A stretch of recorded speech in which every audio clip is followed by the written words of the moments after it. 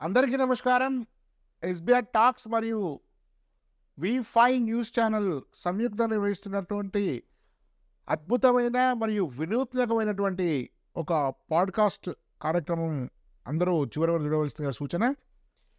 ఇది ఎందుకు ప్రత్యేకమైందంటే ఈ ప్రోగ్రాంలో ఉన్న నలుగురు గెస్టులో ముగ్గురు ఐఐటి ఖరగ్పూర్ వాళ్ళు, మరొక guest bits Pilani Hyderabad campus చెందిన వాళ్ళు.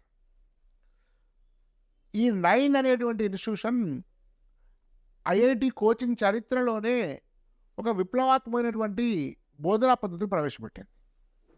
చాలామంది ఐఐటి కోచింగ్ అనుకుంటే చాలా స్ట్రెస్ ఉండాలని, రిలాక్స్ ఉండకూడదని, ఆటలు పాటలు ఉండకూడదని, అదేవిధంగా ఆదివారాలు కూడా చదవాలని అనేటువంటి భ్రాంతిలో తెలుగు పేరెంట్స్ ఉన్నారు. కానీ వీళ్ళు ఆడుతూ పాడుతూ హాయిగా స్ట్రెస్ లేకుండా ఒక కుటుంబ వాతావరణంలో ఉంటూ అద్భుతమైనటువంటి అకాడమిక్స్ నేర్చుకొని సక్సెస్ సాధించేటువంటి ఒక కొత్త పద్ధతిని వీళ్ళు కనుక్కున్నట్టు మనం భావించాలి. ఒక నూతన ఆవిష్కరణలాగా భావించాలి. అట్లాంటి 9 ఇన్స్టిట్యూషన్ల గురించి, వాళ్ళు ఉపయోగించేటువంటి పెడగాగి గురించి, అదేవిధంగా వాళ్ళు ఉండేటువంటి నలుగురు టీచర్స్ వాళ్ళ స్టూడెంట్స్ ఏ విధంగా టీచ్ చేస్తారు, ఐఐటి సాధించాలి, ఎన్ఐటి సాధించాలని స్టూడెంట్స్కి ఉండాల్సినటువంటి కనీస సామర్థ్యాలు ఏంటి, ఇలాంటి అనేక విషయాల గురించి అత్యంత సమగ్రమైనటువంటి విశ్లేషణ ఈ కార్యక్రమంలో ఉంటుంది. మీకు ఇంతమంది ఐఐటీస్ కార్యక్రమ పనులు అరుదు కాబట్టి తప్పనిసరిగా చివరి వరకు వీడియో చూడండి.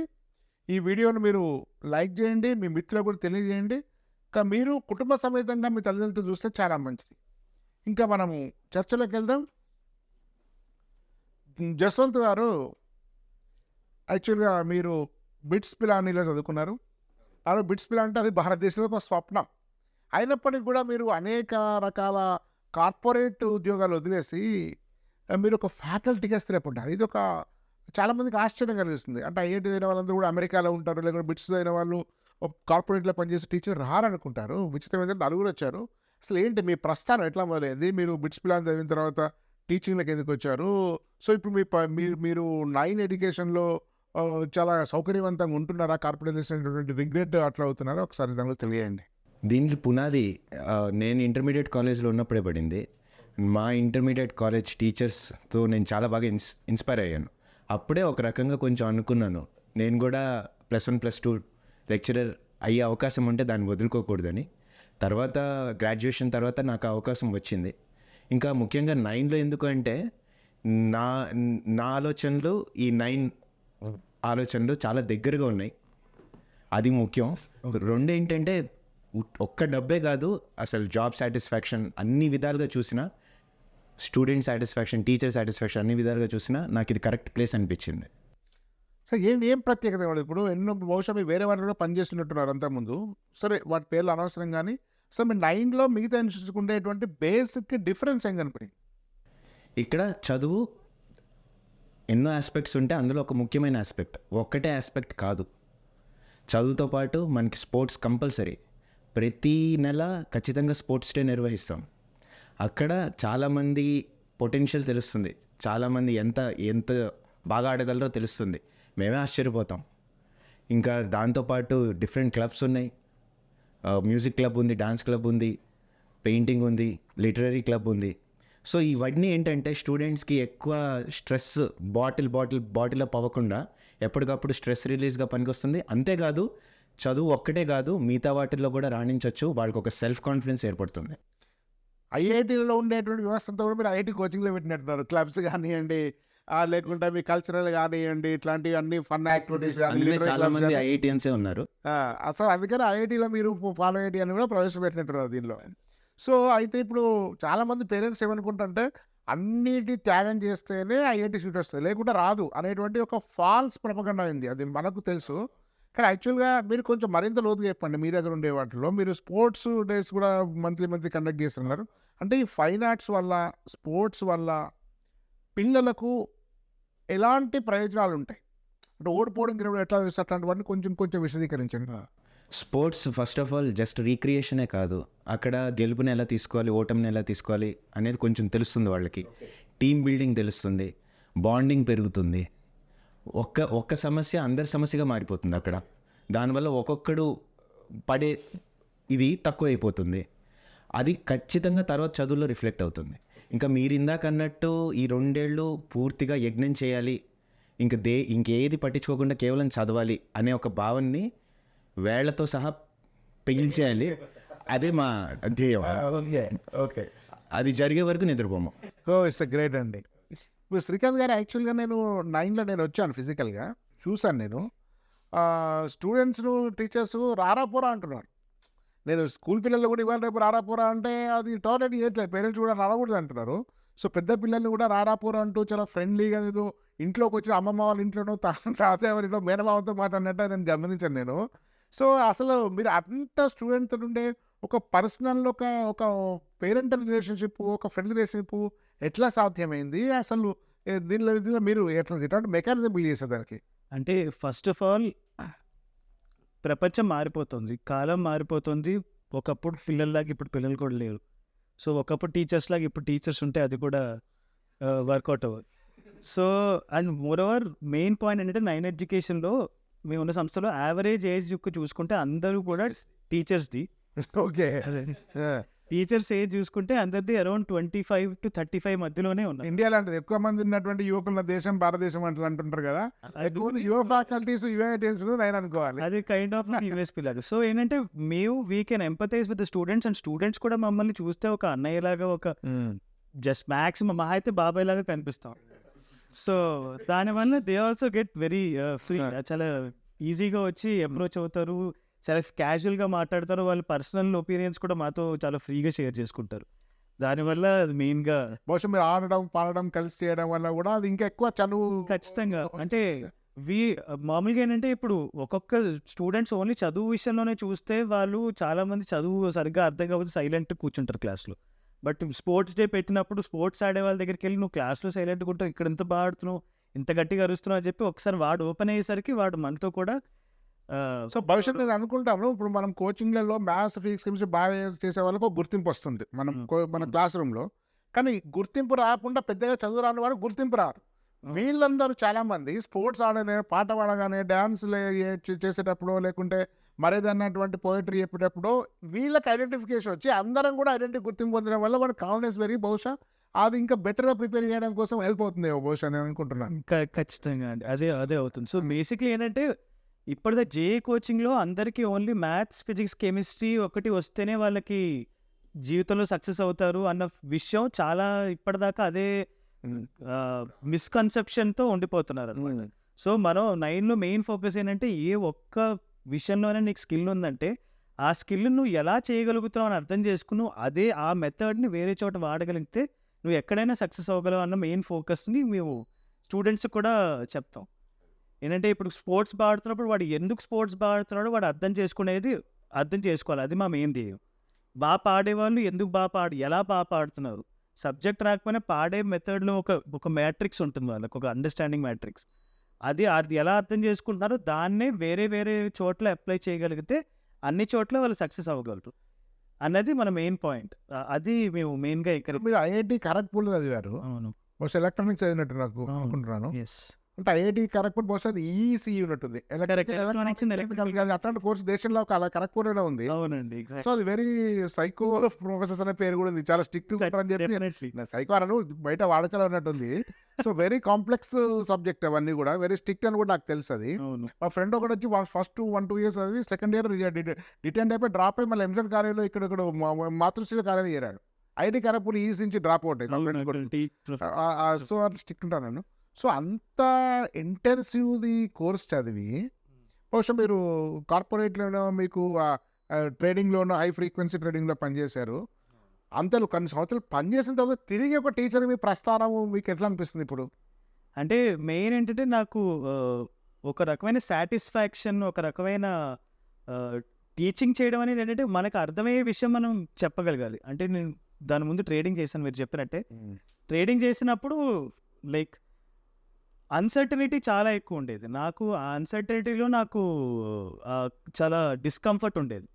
నాకు మెయిన్ నా ఇంట్రెస్ట్ ఎప్పుడైనా logical approach towards problem solving అనేది నాకు మెయిన్ ఇంట్రెస్ట్ ఉండేది. దానివల్లే ఐఐటి రావడం జరిగింది. దాన్ని నేను మళ్ళీ స్టూడెంట్స్కి ఎక్స్ప్లెయిన్ చేయాలని అవసరం నాకు కనిపించింది. మా వైఫ్ కూడా టీచర్ అవ్వడం వల్ల నాకు తను చూసి కూడా చాలా ఇన్స్పిరేషన్ వచ్చి సో సో బయట టీచర్లు ఐఐటీలను కార్పొరేట్ చూసి ఇన్స్పైర్ అవుతుంటారు, నేను కాలేకపోయినా అని. ఇది రివర్స్ జరిగింది. సో మీరు ఐఐటి అను టీచర్ చూసి ఇన్స్పైర్ టీచింగ్ వచ్చేస్తారు. Great. Me first me wife greatness. But అప్పుడు లైక్ ఆ లాజిక్ ఏదైతే ఉందో that will never grow old. అది అర్థమైన తర్వాత I wanted to promote logic as a teacher. దాని గురించి నేను మెయిన్ దీంతో టీచింగ్కి వచ్చింది. విచిత్రంగా నెక్స్ట్ ముగ్గురు ఐఐటియన్స్ ఒకటే సోఫాలో కూర్చోవడం ఇది చాలా రేర్గా జరుగుతుంటుంది. ఇన్ఫ్యాక్ట్ ముగ్గురు కూడా ఫిజిక్స్ టీచ్ చేస్తున్నారు. సో ఇప్పుడు ఉదయ్ గారు యాక్చువల్గా ఇంకా మీ మీద ఇంకా విచిత్రం, సెంట్రల్ గవర్నమెంట్లో టాప్ లెవెల్లో చాలా రోజులు పనిచేసి టీచింగ్ వచ్చారు. మరి భరత్ గారు ఏమా చేశారో మీరు అందరినీ ఒక దగ్గర తీసుకొచ్చి ఎక్స్పర్ట్స్ డిఫరెంట్ ప్రొఫెషన్ వాళ్ళని తీసుకొచ్చారు. మీ 9లో నేను ఇంకొకటి అబ్జర్వ్ చేశానంటే ఎలాంటి అడ్మిషన్ టెస్ట్ పెట్టట్లేదు. ఇది వెరీ యూనిక్. మీరు బయటకు వెళ్ళినా కూడా రకాల ఎంట్రన్స్లు మార్కులు మీ దాని ద్వారా బ్యాచ్ ఈవెన్ టాప్ మోస్ట్ మనం వెరీ వెల్ రెస్పెక్టెడ్ ఫిడ్జీలో కూడా అడ్మిషన్ టెస్ట్ ఆధారంగానే ఉంది, టెస్ట్ లేకుండా లేదు. సో మీరు ఫిడ్జీ కూడా ఫాలో కాలేదు. ఇంకా నిజంగా చెప్పాలంటే ఇట్స్ వెరీ యూనిక్. మీరు ఎలాంటి టెస్ట్ పెట్టకుండా ఎవరినైనా తీసుకుంటూ సో ఇంత కాంప్లెక్స్ సబ్జెక్ట్ కాంప్లెక్స్ ఎంట్రన్స్ను ప్రిపేర్ కావడంలో మీరు ఎట్లా స్టూడెంట్స్ను అసెస్మెంట్ చేస్తున్నారు, ప్లస్ స్టూడెంట్స్ను మీరు అసెస్మెంట్ చేసిన తర్వాత వాళ్ళని ఎట్లా గుర్తిస్తున్నారు మీరు? యాక్చువల్గా వాళ్ళకు ఉండే స్టాండర్డ్స్ ఇట్లాంటి టెస్ట్ పెట్టట్లేదు కదా. ప్లస్ అట్లా సబ్జెక్ట్స్ కూడా బైఫర్గేషన్ కూడా మీకు లేదు, అంటే మీకు టాపర్స్కి ఒకటైనా వీక్ అని అట్లాంటిది లేదు. అసలు దీనిలో ఉండే రహస్యం ఏంటి అసలు? సో బేసిక్గా ఇంజనీరింగ్ ఎంట్రన్స్ ఎగ్జామినేషన్స్ అది ఐఐటీ అవనండి, బిట్సాట్ అవనండి, ఏదైనా సరే అవి సబ్జెక్ట్స్ కన్నా ఎక్కువ వాళ్ళ analytical ability, aptitude, skills check చేస్తాయి. సో ఇప్పుడు ఒక పర్టికులర్ స్టూడెంట్ 9th 10th వరకు స్కూల్లో టాపర్ అయి ఉండొచ్చు, and maybe he may fail miserably in the 11th and 12th కానీ ఇంజనీరింగ్ ఎగ్జామ్స్లో కానీ. బట్ ఒక స్టూడెంట్ 10th వరకు నార్మల్ బోర్డ్ ఎగ్జామ్ స్కోర్స్ ఉండి కూడా he may have certain skills in puzzle solvings కానీ మిగతా అనలిటికల్ స్కిల్స్లో చాలా మంచి స్కిల్స్ ఉన్నప్పుడు he can do very well in JEE. So వాళ్ళని జస్ట్ ఏదో ఒక టెస్ట్ పెట్టి జడ్జ్ చేయడం కరెక్ట్ కాదని what we strongly believe in. And second thing is we always believe in giving equal opportunity for everyone. And so when we take admission, first of all we don't look for the 10th marks or maybe test conduct cheyamo. We just accept the students who are willing to study with us. And once వాళ్ళు మేము మా కోర్స్లో join అయిన తర్వాత మేము వాళ్ళకి ప్రతి సబ్జెక్ట్లు చాలా బేసిక్స్ నుంచి నేర్పిస్తాం. సో వీ అజ్యూమ్ దట్ వాళ్ళకి అసలు ఏమీ రాదు అన్న స్టేజ్ నుంచి వెన్ వీ టీచ్ సబ్జెక్ట్, స్లోగా ఆ సబ్జెక్ట్ని బోర్డ్ ఎగ్జామ్ లెవెల్కి, తర్వాత ఎంసెట్, తర్వాత ఐఐటి లెవెల్కి సబ్జెక్ట్ గ్రాడ్యువల్గా గ్రో చేస్తాం. And in that process we keep test also every week we conduct IIT test and EAMCET test conduct చేస్తాము. We keep updating the parents also regarding the test. And ఒక విషయం ఏంటంటే ఇక్కడ మేము students join అయిన వెంటనే ఎవరు ఏంటి వాళ్ళకు వచ్చిన మార్క్స్ మీద సెక్షన్ సెగ్రిగేషన్ లాంటిది మెరిట్ బేస్ మీద చేయము. And there is also reason for that. And what we do is first join అయిన 2-3 monthsలో we just observe the how the student is behaving in the class, how he is answering, what is his approach to the question, and ఎగ్జామ్లో scores ఎలా వస్తున్నాయి, ఇవన్నీ factors base చేసుకున్న తర్వాత we continuously reassess what is the ability of the student. So కొందరు students వాళ్ళు 10th మార్క్స్తో పోలిస్తే చాలా ఎక్స్ట్రీమ్లీ బాగా ఇంకా బాగా చేస్తారు. 10th బోర్డ్స్ కంపేర్ చేసి కొంతమంది అంత ఫాస్ట్గా పికప్ అవ్వలేకపోతారు. సో ఇక్కడ comes the role of differential learning. మేము ఈచ్ ఇండివిజువల్ స్టూడెంట్ని వాళ్ళ ఎబిలిటీస్ని అర్థం చేసుకొని ఒక 2-3 months వాళ్ళని అబ్జర్వ్ చేసిన తర్వాత then we reassess and reset the expectations from the student side as well as from the parent side.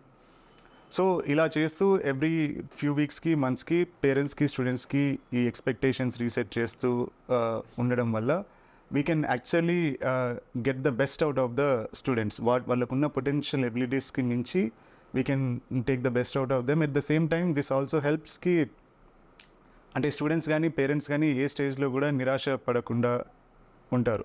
అంటే అన్రియలిస్టిక్ ఎక్స్పెక్టేషన్స్ పెట్టుకొని బాధపడే కన్నా వాళ్ళ యాక్చువల్ పొటెన్షియల్ గమనించి దానికి కంటే ఎక్కువ పుష్ చేసి we get the best out of the. Dinesh గారు మీరు కూడా మీరు సేమ్ ఐఐటి ఖరగ్పూర్. సో ఏంటంటే వారు ఇప్పుడు డిఫరెన్షియల్ ఎడ్యుకేషన్ సిస్టమ్ అని ఒకటి చెప్పారు ఇంతకుముందు.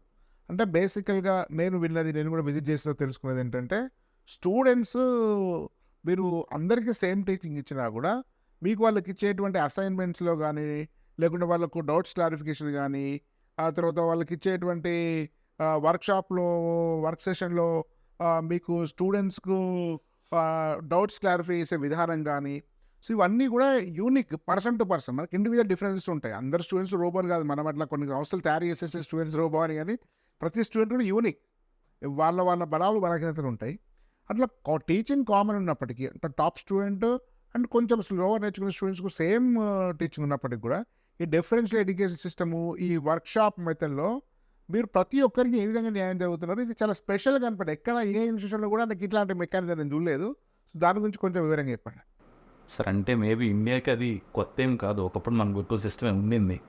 సో అక్కడ ఏంటి ఆ గురుకుల system one of the most crucial is this 1-to-1 గురువు గారికి శిష్యుడికి, గురు శిష్య పరంపర అంటారు కదా సార్. ఆ సంబంధం అనేది ఎంతో క్రూషియల్ థింగ్, రైట్? ఓకే. దాని తర్వాత ఇప్పుడు బ్రిటిషర్స్ వచ్చి దాన్ని మనం ఎలా తయారు చేసామంటే జస్ట్ ఫ్యాక్టరీ ప్రొడక్షన్లో తయారు చేస్తాం. ఏమైనా తీసుకున్నామా, ఒక 10 మంది ప్రొడక్ట్స్ తయారు చేసామా, మిగతా 990 మంది ఏమవుతారో కూడా మనకి పట్టించుకోలేని సిచ్యువేషన్. సో క్లాస్లో 100 మంది స్టూడెంట్లు ఉన్నారంటే everybody has that energy sir, everybody has that innocence. వాళ్ళే రైట్ డైరెక్షన్లో మనం పెట్టారు. దానికి మోస్ట్ ఇంపార్టెంట్ థింగ్ ఏంటంటే వాటికి మన ట్రస్ట్ ఉంటుంది. సో ప్రతి ఒక క్లాస్లో ప్రాబ్లమ్స్ సాల్వ్ చేయమన్నాము అంటే వాడు ఒక్కొక్కడు ఒక్కొక్క దగ్గర ఆగిపోతాడు. Because we already have had that journey. ఎక్కడ అయిపోతాం మనకు తెలుసు కాబట్టి వాడి దగ్గరికి వెళ్ళి ఏరా ఎక్కడ అయిపోయిందని చూస్తే వాడికి ట్రస్ట్ వస్తుంది మన మీద. సో ఇలా ప్రతి స్టూడెంట్ దగ్గరికి వెళ్ళడం వల్ల దట్ మాకు ఒక బెటర్ రిలేషన్షిప్స్ ఉంటుంది. అండ్ వికెట్ అంటే మనం చాలా క్లియర్గా ప్రోగ్రెస్ చూడొచ్చు సార్. ఫస్ట్ క్లాస్లో వాడకలా ఉంటే ఆఫ్టర్ 4-5 క్లాసెస్ క్లియర్లీ వాడి కాన్సెప్ట్ అర్థమైంది, ఎంతవరకు వచ్చింది, జేఈ లెవెల్ వరకు సాల్వ్ చేశాడా, ఇన్స్టిట్యూట్ లెవెల్ వరకు సాల్వ్ చేశాడా, లేకపోతే అడ్వాన్స్ లెవెల్ వరకు వెళ్తున్నాడు.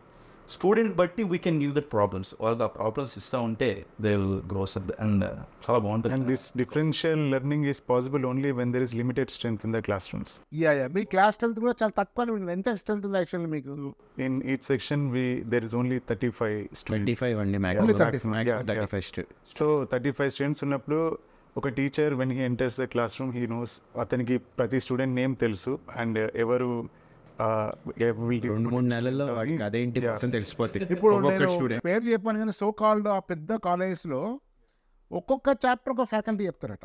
కొన్నిటిల్లో పేరు ఎందుకు కానీ చెప్పేటప్పుడు ఒక క్లాస్ చెప్తారు, 2 సంవత్సరాలు చెప్తాడు ఆ సెక్షన్కు, ఏదో ఒక చాప్టర్ ఒక యూనిట్. అది వాళ్ళు ఒక్కరి పేరు కూడా తెలియదు.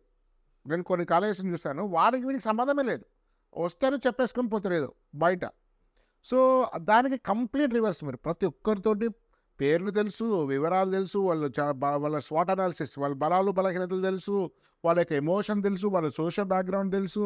సో ఇన్ని రకాల తెలియడం అనేది అసలు అంటే ఎట్లా మీ దానిలో అంటే ఎట్లా సాధ్యం? అయితే ఎక్కడ కూడా సాధ్యం కాలేదు ఇదివరకు. అది ఇక్కడ మేము వర్కింగ్ సెషన్లు కూడా మేమే అంటే వర్క్ షాప్స్ ఏదైతే మీరు అన్నారో అది కూడా కేఏలో అట్లాంటి సిస్టమ్స్ లేవు. జూనియర్ లెక్చరర్స్ ఉంటారు. బికాజ్ స్టూడెంట్ టీచర్ రేషియో చాలా తక్కువ ఉంది కాబట్టి మేమే వర్కింగ్ ఇస్తాం. అండ్ వర్కింగ్లో కూడా సిన్స్ మాకు ఒక్కొక్క స్టూడెంట్ గురించి తెలుసు కాబట్టి వాళ్ళ లెవెల్ బట్టి వాళ్ళకి ఒక అసైన్మెంట్, ఒక్కొక్కరికి కస్టమైజ్డ్ అసైన్మెంట్ లాంటిది ఒక 4-5 లెవెల్స్ ఆఫ్ అసైన్మెంట్స్ తయారు అంటే మీకు అసైన్మెంట్స్ 4 ఏ స్టూడెంట్ సరిపోయేటువంటి వర్క్ వాడికి అది ఇచ్చి ఫినిష్ చేశాక నెక్స్ట్ లెవెల్కి తీసుకెళ్తాం అలా. సో అలా ఎవ్రీ స్టూడెంట్కి ఒక సపరేట్ కస్టమైజ్డ్ యూనిఫామ్ టీచింగ్ ఉంది. వర్క్షీట్స్ ఇచ్చినప్పుడు ఎవరి Customizable.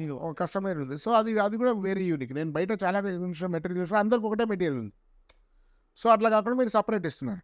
Working work shops separate questions ఇస్తున్నాం. Questions. ఒకటే మెటీరియల్ నుంచి ఒక్కొక్కరికి వేరే వాళ్ళ list of లెవెల్కి questions. తగ్గట్టు ఈ క్వశ్చన్స్ సో ఇప్పుడు మనకు నార్మల్గా అందరూ కూడా చిన్నప్పటి నుంచి పేర్లు పెట్టేశారు. మా వాడిని ఐఐటి చేస్తాం, మా పాపను డాక్టర్ చేస్తాము, లేకుంటే పలానా చేస్తాం, అంతా ఒక హైప్ క్రియేట్ అయింది మన తెలుగు రాష్ట్రాల్లో. సో వాడు ఎంటర్ అవ్వడం అనేది మీ దగ్గర జాయిన్ అయ్యేటప్పుడే 2 లక్షలు 2.5 లక్షలు ఫీజు కట్టేటప్పుడు మా వాడికి ఐఐటి రావాలనేటువంటి ఒక ఎక్స్పెక్టెన్స్తో ఎంటర్ అవుతారు అందరు. కానీ మీకు ఐఐటి వచ్చేంత మందికి ఉంటుంది? మొత్తంలో 13,000 సీట్లు అటు ఉన్నాయి సీట్స్. సో మొత్తం రాసేవాళ్ళు 13 లక్షలు. సో అన్ని సీట్లు last metallurgy, textile engineering, food technology, production engineering లాంటి కోర్సులు తీసుకున్నా కూడా 1%. అంటే 99% మందికి సహజంగా సీట్ రాదు, ర్యాండమ్ శాంపిల్. సో వీళ్ళు ఎక్స్పెక్టేషన్స్ తోటి వచ్చిన పేరెంట్ ఫెయిల్ చేసిన తర్వాత వాళ్ళు ఐఐటి రాని దశలో వాళ్ళు డిప్రెస్ అయిపోయే అవకాశం ఉంటుంది పిల్లలు. సో వాళ్ళ మార్కులు తగిన వాళ్ళ స్కూల్లోనే మార్కులు చూస్తే 100కు 95, 96 మ్యాథ్స్లో వస్తాయి, సైన్స్లో 98 చూస్తే 10 జీపీఎల్ అందరి మన తెలంగాణలో full 10 GPL famous. So 10 GPL వచ్చేస్తుంటాయి. సో వీడికి రాగానేమో అడ్వాన్స్ పేపర్ పెడితే నాకు ఫోన్ చేస్తుంటారు, మా పాపకి 50 వస్తున్నాయి, వారు 60 వస్తున్నాయి, 300కు 20%, 30% మార్క్స్ వస్తున్నాయి. సో సడన్గా ఈ గ్యాప్ రాగానే పేరెంట్ ఏమనుకుంటారు, నా కొడుకు టాప్, మా పాప టాప్, ఫుల్ క్లెవర్స్ అనేటువంటి ఇమేజ్ ఉంటుంది పిల్లలకు, అట్లే కనబడుతుంది పిల్లలు. సో మీ దగ్గర రాగానే మార్క్స్ డౌన్ అయిపోతుంది. ఈ సైకానికల్ స్టేట్ను మీరు ఎట్లా అధిగమిస్తున్నారు, వాళ్ళకి ఎట్లా అర్థం చేస్తున్నారు మార్క్స్ తక్కువ వచ్చినప్పుడు? ఇప్పుడు మనం సడన్గా బీపీ చూసుకుంటే ఒకసారి పెరిగాయి మొత్తం ఇంకా డబల్ బీపీ అయిపోతుంది. అట్లనే మార్కులు టాపర్స్ అనుకున్న పేరెంట్కు మార్కులు 50 మార్కులు రాగానే అసలు ఆ సిచ్యువేషన్ మీరు ఎట్లా హ్యాండిల్ చేయగలుగుతున్నారు అనేది చాలా interest. I think I answer that. ఇంతకుముందు నేను చెప్పిన ఆన్సర్లో ఐ సెడ్ వన్ థింగ్, కి ఇప్పుడు ఎవ్రీ వీక్ మేము కండక్ట్ చేసే టెస్ట్లో ఏవైతే మార్క్స్ వస్తాయో ఆ పిల్లలకి పేరెంట్స్కి they will get it every day. So పేరెంట్స్కి every week student results update అవుతూ ఉంటాయి.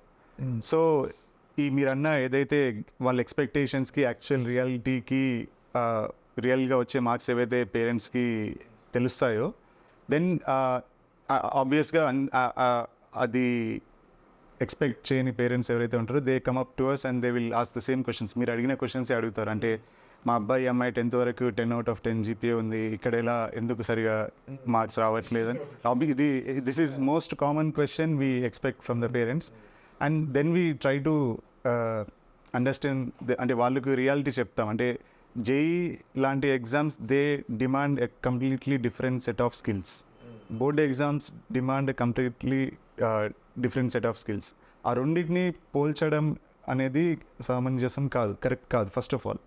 సెకండ్ థింగ్ ఏంటంటే జేఈ లాంటి ఎగ్జామ్స్లో మెయిన్గా స్టూడెంట్ ఒక ప్రాబ్లమ్ని ఎలా అప్రోచ్ అవుతున్నాడు, వాళ్ళ థింకింగ్ రైట్ డైరెక్షన్లో ఉందా లేదా, ఇలాంటి వాటి మీద జేఈ మార్క్స్ అనేవి ఎక్కువ డిపెండ్ అయి ఉంటాయి. More than subject knowledge, the way they are approaching a question మీద డిపెండ్ అయి ఉంటుంది. సో ఆ పర్టికులర్ ఎబిలిటీస్ అనేవి ఒక్కొక్క స్టూడెంట్కి ఒక్కొక్కలాగా ఉంటాయి. And it takes time to develop that certain skills. So మేము పేరెంట్స్కి ఆ 2-3 monthsలో whatever we observed in the student, వాళ్ళ ఎబిలిటీస్ ఏంటో పేరెంట్స్కి క్లియర్గా కన్వే చేసి వాళ్ళ ఎక్స్పెక్టేషన్స్ని రీసెట్ చేస్తూ ఉంటాం అన్నమాట. కొన్నిసార్లు కొన్ని సందర్భాల్లో పేరెంట్స్ అనుకున్న దానికంటే చాలా మంచి రిజల్ట్స్ వచ్చిన సందర్భాలు కూడా ఉన్నాయి. Students they outperform more than what they have done in 10th class. So in that case also we will push the students further ahead. So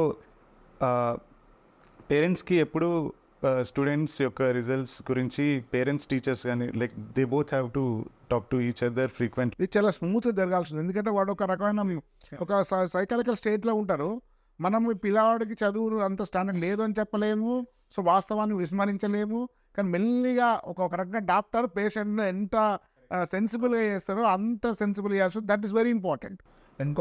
and ఈ విషయంలో ఇంకొక థింగ్ ఏంటంటే స్టూడెంట్స్ని ఎప్పుడైనా సరే we encourage not to compare with others.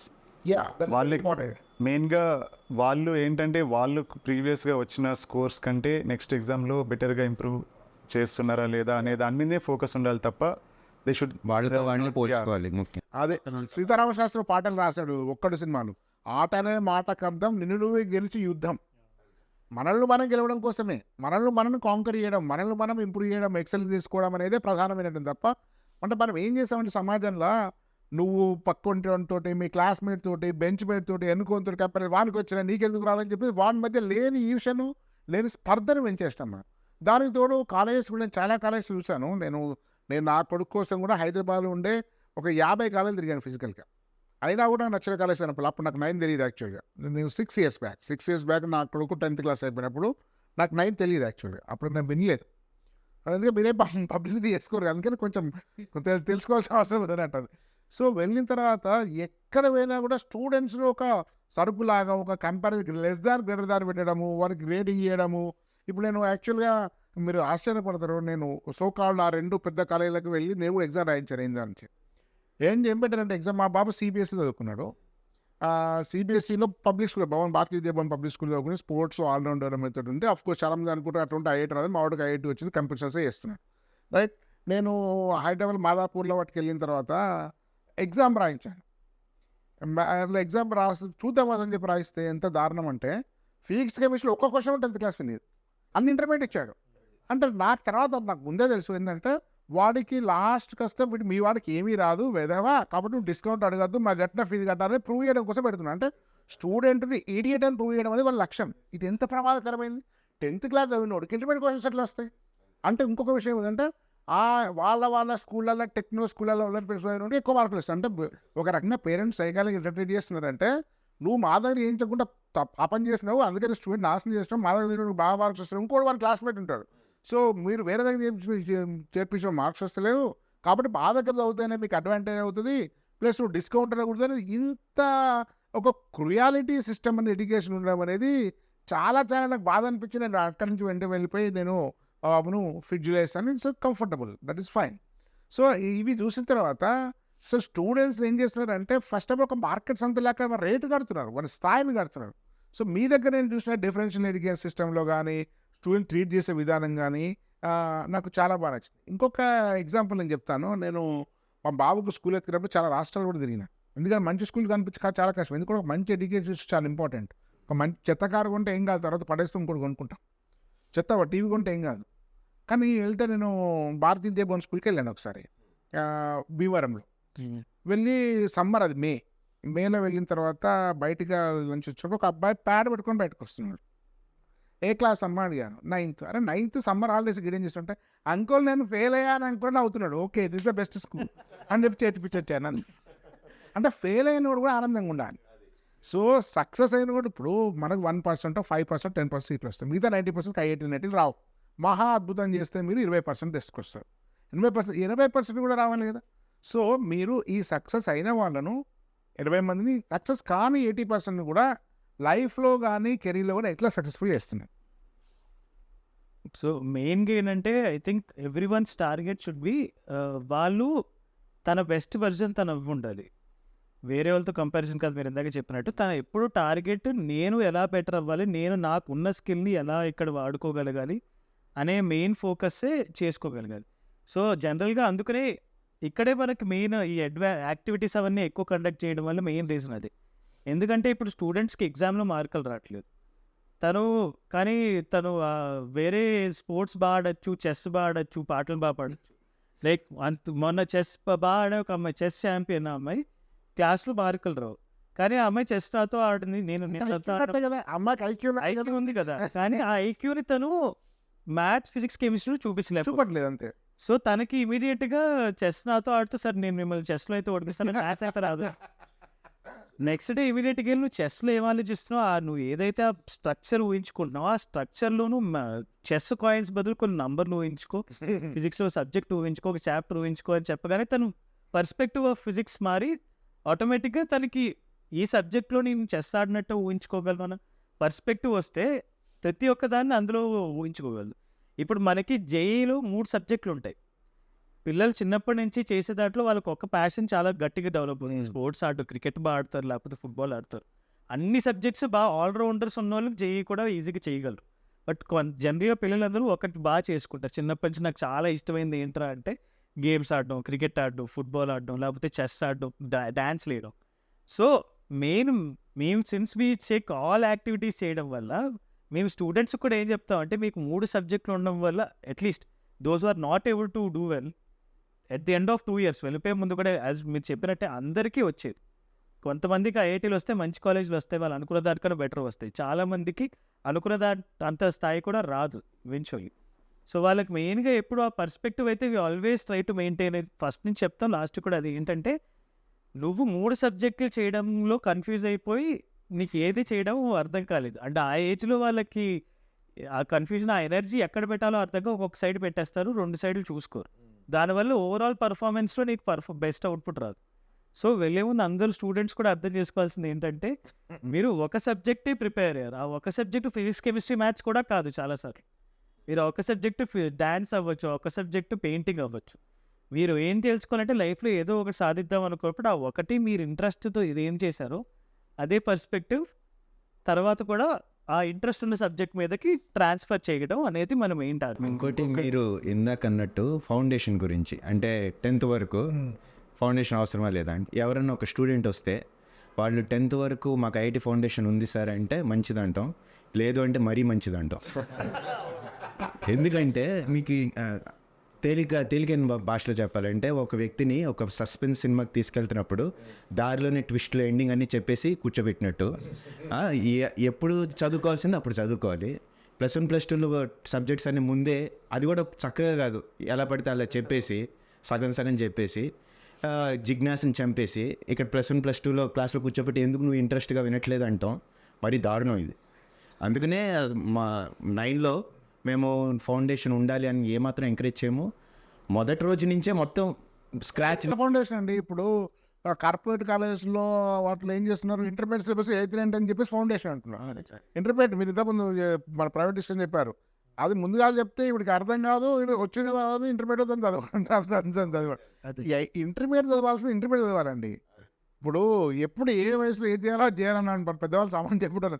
Intermediate తీసుకొచ్చి 8th 9th syllabus చెప్పి దానికి టెక్నో అని, దానికి ఒలింపియాడ్ అని, దానికి ఏదో IPL అని, ఇంకేదో పేరు విచిత్రమైన పేరు చెప్తారు. నాకు ఫోన్ చేస్తుంటారు పేరెంట్స్, సార్ మా పాప IITలో చదువుతుంది 8th క్లాసు, ఇప్పుడు నెక్స్ట్ ఇంకా రావాలంటే మరి ఐఐటీలో చదివిన తర్వాత మళ్ళీ కోచింగ్ ఎందుకు అని చెప్పి నేను చెప్తుంటాను.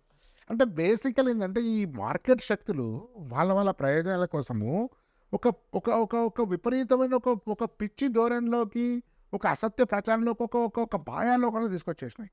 అంటే మీకు IIT సంబంధించి చదవకుంటే IIT రాదు. అయితే IIT చుక్కారామయ్య ఫేమస్ పయనీర్ మన తెలుగు రాష్ట్రాల నుంచి IIT కోచింగ్లో. IIT సాధించడానికి ఎలాంటి ఫౌండేషన్ అవసరం లేదు అనేది 100 సార్లు చెప్పాడు ఆ విషయాన్ని. ఫౌండేషన్ అనేది ఏంటిది, 6th to 10th సంబంధించినటువంటి సిలబస్సే బాగా ఫౌండేషన్ ఫండమెంటల్స్ నేర్చుకోవడం. ఆ ఫండమెంటల్స్ అని విడిచిపెట్టేసి 15 రోజుల్లో ఈ సిలబస్ అంతా నేర్చుకొని మీరు ఇంటర్మీడియట్ సిలబస్ అంతా ముందు నేర్చుకోవడం, ఇది ఏం వేరేతనమో నాకు ఇప్పటికీ అర్థం కాదు. 15 రోజుల్లో నేర్చుకునేది 5 రోజుల్లో పోద్ది అంతే, అది ఎక్కువ శాతం ఉండదు. ఇప్పుడు ఇంటిగ్రేషన్ అనేది ఇంటర్మీడియట్లీ అర్థం కాదు. వాడు ఏడో తరగతిలో ఎలాగో అర్థం కాలేదు కాబట్టి ఇక్కడ నాకు ఇంకా అర్థం కాదని ఇక్కడ మొత్తం వదిలేస్తాడు. అది సో బేసికల్గా మనం వివిధ ఎంట్రన్స్, చాలామంది పేరెంట్స్ కోసం కూడా ఈ విషయం తెలియాలి. మనం రకరకాల ఎంట్రన్స్, దేశంలో టాప్ ఎంట్రన్స్ ఎగ్జామినేషన్స్, ఒకటి క్యాట్, ఒకటి సివిల్ సర్వీసెస్. ఈ సివిల్ సర్వీసెస్లో ఉండే పేపర్లో ఆప్టిట్యూడ్ టెస్ట్ అంతా అర్థమెటిక్ సంబంధించి హై స్కూల్ మ్యాథమెటిక్స్. జనరల్ స్టడీస్లో వచ్చే సిలబస్ అంతా కూడా 10th క్లాస్ వరకు ఉండేటువంటి సోషల్ సైన్స్ సంబంధించినవి. క్యాట్ రాస్తే మొత్తం అర్థమెటిక్, డేటా ఇంటర్ప్రిటేషన్. మరి అన్నిటి ముఖ్యమైన పక్కన పెట్టేసి వీటన్నిటిని అనిపించేసి ఇంటర్మీడియట్ ముందుగా నేర్పేటువంటి పరిస్థితి ఇది చాలా. నేను యాక్చువల్లీ నాకు ఈ ఫీల్డ్ ఇంట్రెస్ట్, నాకు ఎడ్యుకేషన్ ఫీల్డ్ అది. నేను కూడా లాస్ట్ మెనీ డికేడ్స్ పనిచేస్తున్నాను. దేశంలో ఎక్కర్లేదు ఈ పద్ధతి, ఒక్క తెలుగు రాష్ట్రంలో ఉంది. మీరు ఫిడ్జీలో కానీ, మీరు ఆకాశ్లో కానీ, బన్సల్ కానీ, మోషన్ కానీ, రెసిడెన్స్లో కానీ మేబీ కొంచెం ఎక్స్టెన్సివ్గా చెప్తున్నారు. స్కూల్కి సంబంధించిన సిలబస్ను కొంచెం ఎక్స్టెన్సివ్ చెప్తున్నారు. కానీ ఈ సిలబస్ అని తీసుకొచ్చి ఆ 3 ముక్కలు చేసి 8th నుంచి 9th నుంచి 10th నుంచి చెప్పేసి ఇది ఇది ఇది పరిస్థితిని మీరు అంటే నార్మల్గా ఎట్లా గమనిస్తున్నారు అంటే అంతే. ఫౌండేషన్ అంటే 11th and 12th ముందు చెప్పడం కాదు, ప్రశ్నను అర్థం చేసుకోవడం నేర్పించారు. అండ్ దాన్ని మ్యాథమెటికల్గా ఎలా అర్థం చేసుకోవాలి, ఒక ప్రశ్న ఇస్తే దాన్ని మ్యాథ్స్లో నువ్వు ఎలా సాల్వ్ చేస్తావు అనేది అసలు ఫౌండేషన్. సో ప్రశ్నించడం కూడా నేర్పించాలి స్టూడెంట్స్కి, వాళ్ళకి క్యూరియాసిటీ పెంచాలి. వాళ్ళ ఆలోచనలు వాళ్ళ మైండ్లో ఏవైతే ఉంటాయో సరిగ్గా వాటిని వ్యక్తపరచడం నేర్పించాలి. This is actual foundation. యాక్చువల్గా ఒక మిస్కన్సెప్ట్ అర్థమెటిక్ వాళ్ళు నేర్పుతారు స్కూల్లో, కానీ పేరెంట్స్ ఒక అర్థమెటిక్ నేర్చుకుంటారు. టైం అండ్ వర్క్ అనేది మనకు అర్థమెటిక్లో ఉంది. అది ఎంత టైం బాగా చేస్తే అంత వర్క్ ఎక్కువ జరుగుతుంది, అంత వేజెస్ సాలరీ ఎక్కువ వస్తుంది అనేది ఒకటి ఉంది ఫిలాసఫీ. అంటే బాగా గంటలు ఓటీ పని చేస్తే ఎక్కువ డబ్బులు వస్తాయి. అవన్నీ మనకు తెలిసే విషయమే. 8 గంటల తర్వాత 2 గంటలు పని చేస్తే ఇంకా 4 గంటలు పని చేస్తే ఒకటి. రేపటి పని ఇవాళ కంప్లీట్ చేస్తే అయిపోతుంది. రేపు బట్టలు ఉతికేది ఇవాళ బట్టలు ఉతుకుతుంది అయిపోతుంది, ఇవాళ సగం బట్టలు ఉతితే రేపు సగమే ఉంటాయి, ఇల్లు సగం ఊడ్చుకుంటే రేపు ఉంటుంది. ఇది ఒక లాజిక్ ఉంది. ఇది పర్ఫెక్ట్గా ఎడ్యుకేషన్కి అప్లై చేస్తున్నాడు. అంటే ఇంటర్మీడియట్ సంబంధించిన సిలబస్ IPM ముందే నేర్చుకుంటాము, MSET మధ్యం నేర్చుకుంటాము, IIT అంతా బిగిలిపోతుంది. ఇది ఒక పిచ్చిని ప్రవేశపెట్టారు పేరెంట్స్ ఒకటి. రెండోది ఏంటంటే ఎన్ని గంటలు ఎక్కువ పని చేస్తే అంత చదువు వస్తుంది అనుకుంటున్నారు. అదొక ఎమోషనల్ బీయింగ్, వాడికి ఒక ఎమోషన్ ఉంటుంది, ప్యాషన్ ఉంటుంది, ఇంట్రెస్ట్ ఉంటుంది, కాన్సన్ట్రేషన్ ఉంటాయి. ఇది మర్చిపోయారు. యాక్చువల్గా ఏంటంటే ఆదివారం కూడా ఏదో వాళ్ళు నాతో పనిచేసిన ఒక హెడ్ మాస్టర్ ఉండేవాడు, నాతో చెప్పాడు, పాప మంచివాడు, పాప అమాయకత్వంతో. లేదు సార్ మీకు బాబు స్ట్రెస్ అవుతున్నాడు, అతను ఈ కార్పొరేట్ కాలేజ్ చదివితే నేను తీసుకొస్తే చాలా స్ట్రెస్ అయిపోయి పేషెంట్ అయిపోయాడు. సార్ ఏం చేయలేము సార్, తప్ప సార్, ఎందుకంటే IIT అంటే సండేలు ఉండదు, నిద్ర ఉండదు, అట్లా అయితేనే ఐఐటి వస్తుంది సార్, మనం ఏం చేయలేము సార్ అతని చాలా ఆవేశం చెప్పారు పాపం. అంటే అట్లాంటి ఒక భావజాలాన్ని దీన్ని చొప్పించేసింది పేరెంట్స్లో. సో వాళ్ళు కూడా ఎందుకు ఏం చేస్తున్నారు, సండే ఉండాలి క్లాసు, సాటర్డే ఉండాలి, హాలిడేస్ ఇవ్వద్దు, 11 దాకా ఉంచాలి, పొద్దున 5 గంటలకు లేపాలి, ఈ సమ్మర్ పెట్టాలి. ఇదొక ఒక ఉన్మాదకరమైనటువంటి భావజాలాన్ని పేరెంట్స్ తీసుకొచ్చారు. ఇట్లా ఉన్న పేరెంట్స్ను మీరు ఎట్లా గమనిస్తున్నారు సార్? ఇట్లాంటి మైండ్ సెట్ ఉంటే పేరెంట్స్ను మీరు సండే ఇచ్చి, ఆటలాడిచ్చి, పాటలు పాడించి, పెయింటింగ్ చేయించి, ఇన్ని రకాలుగా మీరు ఉండే పేరెంట్స్ను ఎట్లా కన్విన్స్ చేయగలుగుతున్నారు? ఎట్లా మీకు అలవ్ చేస్తున్నారు? నాకు కూడా ఫోన్లు వస్తాయి కొన్ని ఇన్స్టిట్యూషన్, సార్ మీరు రికమెండ్ చేశారు, మళ్ళీ సండే ఎగ్జామ్ పెట్టట్లేదు, ఆ పక్క కాలేజీలో సండే కూడా ఎగ్జామ్ పెడుతున్నారు, మరి 1 డే లాసే కదా, మా పిల్లలకు 10% నష్టపోయినట్టే కదా, నాకు ఫోన్లు వస్తున్నాయి. సో అట్లా మీరు దాని పేరెంట్స్ ఎట్లా అర్థం చేయించారు అసలు? ఈ పజిల్ చెప్పండి ఒకసారి. వాళ్ళకి మేము ఇచ్చే బెస్ట్ ఎగ్జాంపుల్ అవర్ సెల్స్. అంటే మేము వాళ్ళ ఎవరం కూడా మేము ఇంటర్మీడియట్ వచ్చేంత వరకు అసలు ఫస్ట్ నా ఎగ్జాంపుల్ నేను చెప్పాల్సి వస్తే నాకు 10th తర్వాత 11th 12th ఉంటుంది, ఆ తర్వాత 13th 14th 15th ఉంటుందేమో అని. నాకు బీటెక్ అంటే తెలీదు, ఎంబీబీఎస్ అంటే తెలియదు, I don't know anything. I studied in a government school నవోదయాలో. Jawahar Navodaya. Yes, Jawahar Navodaya. Yes. So నేను 11th ఫస్ట్ టైం నేను ఐఐటి అనే పేరు వింది 11th క్లాస్లో. సో 11th 12th దక్షిణ ఫౌండేషన్ పుణ్యమాని. ఎస్ దట్ ఒక నాన్ ప్రాఫిట్ ఆర్గనైజేషన్ నాకు అడిషనల్ హెల్ప్ ఇవ్వడం వల్ల I got in to IIT JEE. And so అందులో కూడా ఇప్పుడు చాలామంది ఇప్పుడు నేను వర్క్ చేస్తున్న మిగతా కొలీగ్స్ కూడా they are having similar stories. ఎవరికి కూడా ఫౌండేషన్ అనేది లేదు, బట్ ఎవ్రీ వన్ అందరూ ఐఐటికి వెళ్ళారు. అక్కడ వెళ్ళడం మాత్రమే కాకుండా ఐఐటిలో they had a very good balance life. ఎందుకంటే వాళ్ళు జస్ట్ అకాడమిక్స్లోనే కాకుండా they out perform in other activities కూడా. కొందరు స్పోర్ట్స్లో ఎక్సెల్ అయ్యారు, కొందరు మ్యూజిక్ అండ్ ఆర్ట్స్లో ఎక్సెల్ అయ్యారు, ఇంకొందరు వేరు ఫీల్డ్స్లో ఎక్సెల్ అయ్యారు. And they also had a very successful careers IIT తర్వాత కూడా. మీరు ఇప్పుడు ఇదంతా గమనిస్తే ఇలా ఐఐటి తర్వాత కూడా సక్సెస్ అయిన వాళ్ళని మీరు గమనిస్తే ఎవరినైనా సరే, all of them have a very balance life throughout their young childhood. ఇంతకుముందు మనం మాట్లాడుకుంటున్నప్పుడు సత్యనాథన్లో ఎగ్జాంపుల్ తీసుకున్నాం. ఒక ఇంటర్వ్యూలో తను ప్రస్తావిస్తూ మీరు ఎందుకు మైక్రోసాఫ్ట్ CEO అవ్వగలిగారంటే, నేను 4 days క్రికెట్ ఆడేవాడిని. అక్కడ స్కిల్స్ లైఫ్ స్కిల్స్ సో తనకి ఎలాంటి ఫౌండేషన్ కోర్స్ లేదు కాబట్టి. So exactly. సో మన దృష్టిలో సత్యనారాయణ పనికిరాని వెళ్ళావని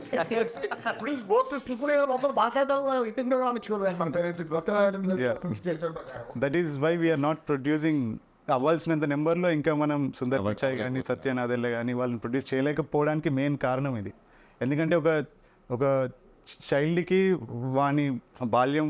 వాడికి మనం సరి అయిన బాల్యం ఇవ్వలేకపోతే పెద్దయ్యాక వాడు ఒక రెస్పాన్సిబుల్ అడల్ట్గా లేదా సమాజానికి ఉపయోగపడే సిటిజన్గా ఎలా అవ్వగలుగుతాడు? దట్ ఈస్ ఒక అమెరికన్ ఎడ్యుకేషనిస్టు ఇండియాకి వచ్చి రీసెర్చ్ చేస్తూ లాస్ట్గా ఢిల్లీలో ప్రెస్ మీట్ పెడుతూ మీకు ఏమనిపించింది ఇండియన్ ఎడ్యుకేషన్ సిస్టమ్ మీద అడిగారు జర్నలిస్ట్.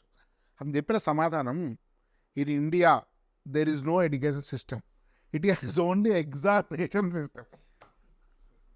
అంటే ఇండియా మొత్తం ఎడ్యుకేషన్ ఎక్కడ తిరుగుతుందంటే ఒక 4 ఎంట్రన్స్ చూస్తుంది. Civil services, CAT, EAMCET, engineering ఎంట్రన్స్లు, నీట్. ఈ 5-6 ఎంట్రన్స్లు వాళ్ళు తీసిపడితే ఎవరు అది కూడా ఇంట్లో కూర్చుంటారు అందరు.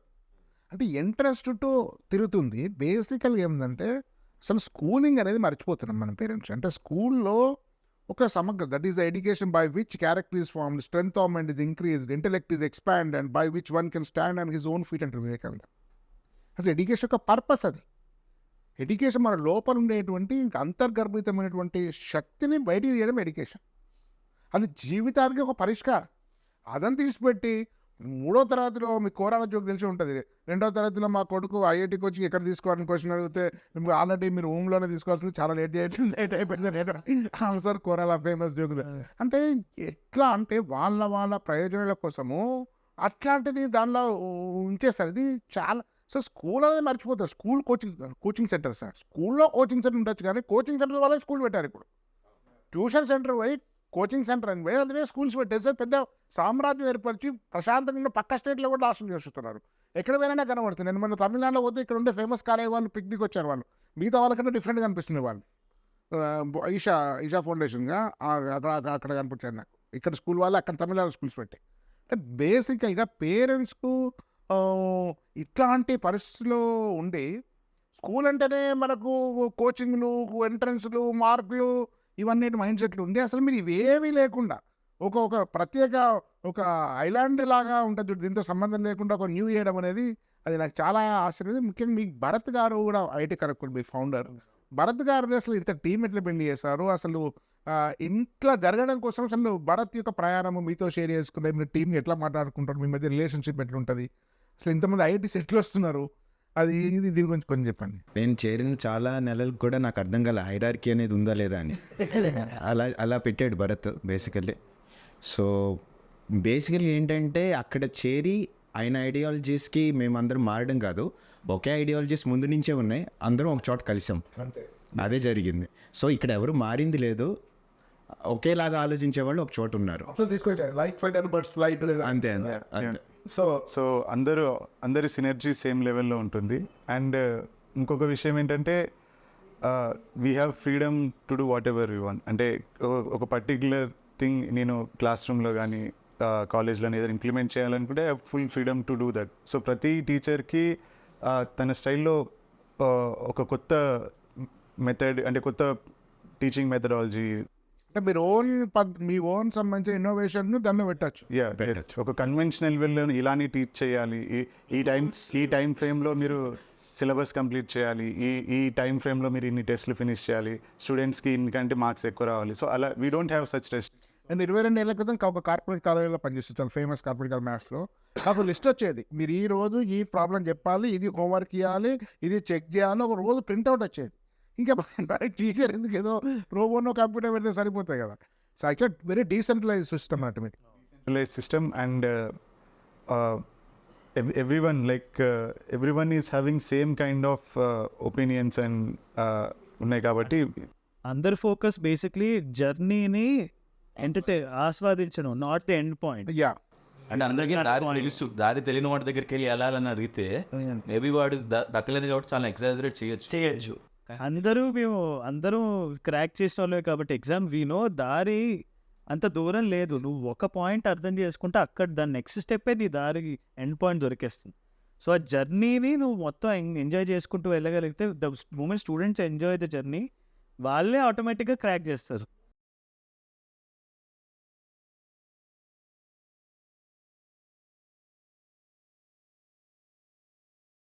యాక్చువల్గా సివిల్ సర్వీస్ కోచింగ్లో చూస్తే చాలా మందికి సివిల్ సర్వీస్లో ఐఏఎస్ ఐపీఎస్ రాని వాళ్ళు కోచింగ్ ఇస్తుంటారు నార్మల్గా. ఎందుకంటే వచ్చిన వాళ్ళకి పోయి కోచింగ్ ఇవ్వడం, నేను వాళ్ళని ఇన్సల్ట్ చేయట్లేదు, వీళ్ళు పడదు, ఐఏఎస్ ఐపీఎస్ వీళ్ళు బిజీ అయిపోతారు.